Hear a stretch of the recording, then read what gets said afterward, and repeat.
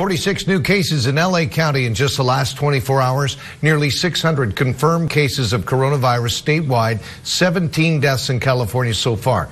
Cases of COVID-19 now identified in 34 of California's 58 counties. Joining us in studio now, we have Bakersfield Assemblyman Rudy Salas. Good evening, Assemblyman, and thank you for being here. Good evening. Thank you for having me. The legislature on Monday approved a plan to spend as much as $1 billion in response to the pandemic, and it's being reported that the money will be used to open 2 additional hospitals. Mr. Salas, what is the reasoning behind that? Is this a capacity issue? You know, we wanted to make sure that the governor had the money that he needed to respond to this crisis. We authorized up to $1 billion, $500 million of that, which will be used for opening up hospitals, making sure that we have the available capacity, but also to service, make sure that our first responders have all the masks that they need, that we have our testing kits, the things that our medical personnel needs. So we needed to make sure that we authorize that money right away to get that out to folks and make sure that people are getting the stuff that they need. Assemblyman, you were at the food distribution event today. Your thoughts on what you saw there? What is the state doing with regards to food scarcity?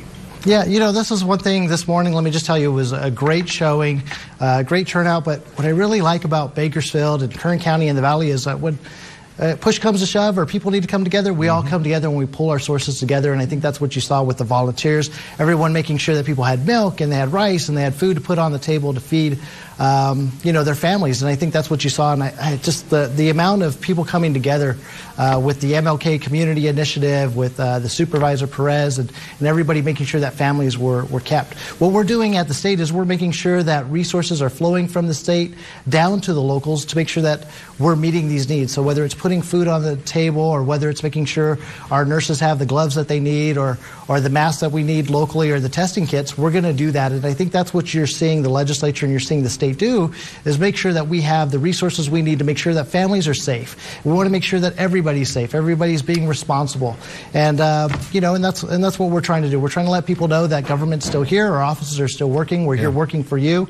And if there's anything that you need, anything we can help with, we're here to assist. What are you hearing with regard, you see all that food, a lot of that food grown right here in the Central Valley. What are you hearing with regards to concerns about getting the food from the field to the table, our growers, our agriculture industry? What is the threat from coronavirus? What are you hearing? You know, when we talk to the Grocers Association, they say their supply chains are really good, but the empty shelves are really people quite honestly, are hoarding. You know, they're buying more than they typically do, and so that's what's causing our shelves to be empty. But there's enough food to go around for everyone, and so it's just really ramping up those supply chains, making sure that that food's getting there. And so we want to just let people know, like, hey, you're not going to go without. People are going to be able to purchase what they need to purchase, and you know, we're just pushing everything that we can and know that that we're here to help. And Assemblyman, are you satisfied with the state's response so far to the coronavirus? You know, so far we're doing everything that we can. I do want to commend the governor and the California Office of Emergency Services for everything that they're doing. You know, we're in constant contact. We do multiple daily calls with the Office of Emergency Services to make sure that everything's going as smoothly as it can. You know, one is making sure that we have the resources, we have the money to combat the coronavirus. But secondly is like we're containing and we're doing things that we can all control to try to prevent the spread. And that's the things like responsible social distancing. That doesn't mean don't call your parents anymore. Make sure you call them, make sure they're okay. But we're doing the things that we can to help contain this. Because when you look at what's happened in places like Italy, for instance, where they didn't have some of these measures in place and the exponential growth of coronavirus, we want to make sure that we're learning from those mistakes that others have done, and we're doing what we can here responsibly in the state of California, and that's what we're doing. We're getting everybody together, making sure the resources are there, and doing what we can to help contain this.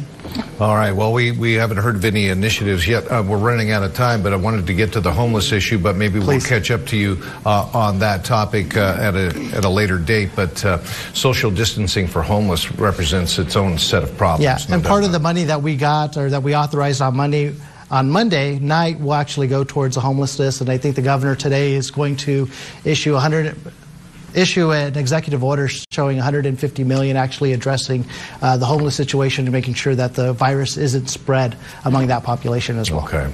All right, Assemblyman Rudy Salas, thanks for coming in tonight, sir. We appreciate your time. Thank you. Thank you so much.